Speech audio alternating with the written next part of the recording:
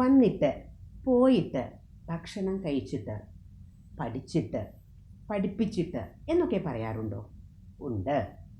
വന്നിട്ട് എന്നാൽ അതിനർത്ഥം വന്നതിന് ശേഷം എന്നല്ലേ? പോയിട്ട് എന്നാൽ പോയതിന് ശേഷം എന്നും അല്ലേ? അപ്പോൾ എങ്ങനെ ഇതൊക്കെ ഇംഗ്ലീഷിൽ പറയും?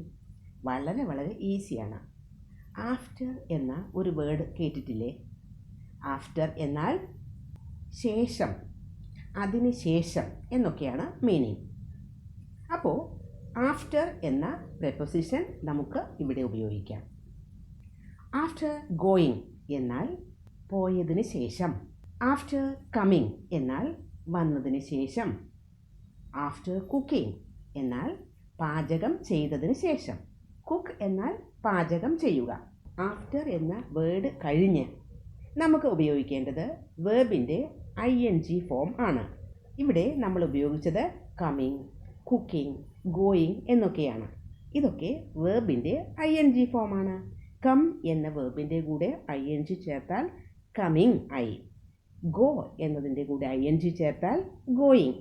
അതുപോലെ കുക്ക് എന്ന വേർബിൻ്റെ കൂടെ ING ചേർത്താൽ കുക്കിംഗ്. ഇനി നമുക്ക് കുറച്ച് എക്സാമ്പിൾ സെൻറ്റൻസസ് നോക്കാം. I slept after completing my homework. I slept എന്ന് പറഞ്ഞാൽ ഞാൻ ഉറങ്ങി. സ്ലെപ്റ്റ് ഉറങ്ങി. ആഫ്റ്റർ കംപ്ലീറ്റിംഗ് മൈ ഹോംവർക്ക് എൻ്റെ ഹോംവർക്ക് കംപ്ലീറ്റ് ചെയ്തതിന് ശേഷം.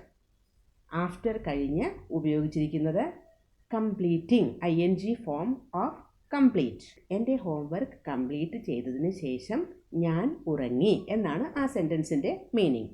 I slept after completing my homework. അടുത്ത എക്സാമ്പിൾ നോക്കാം. Sleep after taking medicine. Sleep ഉറങ്ങൂ. ആഫ്റ്റർ ടേക്കിംഗ് മെഡിസിൻ മരുന്ന് കഴിച്ചതിന് ശേഷം ഉറങ്ങൂ എന്നാണ് ആ സെൻറ്റൻസിൻ്റെ മീനിങ്. ഇവിടെയും ടേക്ക് എന്ന വേർബിൻ്റെ ING ഫോം ഉപയോഗിച്ചു. Taking. Sleep after taking medicine. Next example. Go after eating food. Go പോകുക. ആഫ്റ്റർ ഈറ്റിംഗ് ഫുഡ് ഫുഡ് കഴിച്ചതിന് ശേഷം, ഭക്ഷണം കഴിച്ചതിന് ശേഷം പോകൂ. After preparing breakfast I will call you. After preparing breakfast breakfast prepare ചെയ്തതിന് ശേഷം, ഉണ്ടാക്കിയതിന് ശേഷം. ഐ വിൽ കോൾ യു ഞാൻ നിന്നെ വിളിക്കാം. Call you after preparing breakfast എന്ന് പറഞ്ഞാലും ആ സെൻറ്റൻസിൻ്റെ മീനിങ് ഒന്ന് തന്നെയാണ്. ഇവിടെ ആഫ്റ്റർ പ്രിപ്പയറിംഗ് ബ്രേക്ക്ഫാസ്റ്റ് എന്ന് പറയുമ്പോൾ ആഫ്റ്റർ എന്ന വേർഡ് ഉള്ള ആ ഒരു ക്ലോസ്, ആ ഒരു പാർട്ട് നമ്മൾ ആദ്യം സെൻറ്റൻസിൻ്റെ ബിഗിനിങ്ങിൽ വെച്ചു. പക്ഷേ സെൻറ്റൻസിന് മീനിങ്ങിൽ വ്യത്യാസം ഒന്നും വരുന്നില്ല. പക്ഷേ ഒരു കാര്യം ശ്രദ്ധിക്കണം. ആഫ്റ്റർ പ്രിപ്പയറിംഗ് ബ്രേക്ക്ഫാസ്റ്റ് എന്ന് പറയുമ്പോൾ ആദ്യം ആഫ്റ്റർ എന്നാണ് സെൻറ്റൻസ് സ്റ്റാർട്ട് ചെയ്യുന്നത്. ആ ഒരു ക്ലോസിനെ ഒന്ന് സെപ്പറേറ്റ് ചെയ്യണം.